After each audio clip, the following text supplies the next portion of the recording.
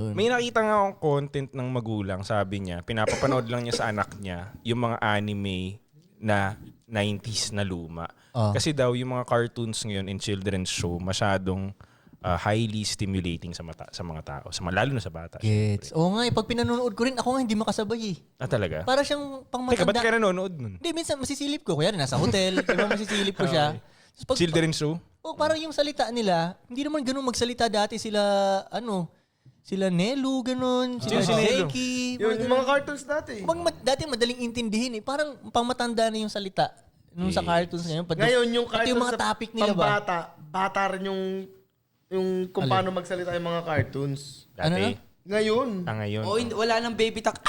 Wala na, English na talaga sila magsalita dun. Hindi. Di ba sabi mo yun sila Senki? Naging uwak yun. Koy, di ba sila Senki? Hindi, yung mga senyas-senyas Pag magsalita sila, paano mag-uusap pag magsalita sila Senki? Parang tropa na, parang tao na, di ba? Ngayon, yung mga cartoons ngayon, hindi na ganun. Ano na sila? Ano na? Pang-baby talk na rin na. Kumbaga, pambata na rin talaga yan. Dati yung pambata parang pang pwede sa matanda eh. Like Senki na cartoons.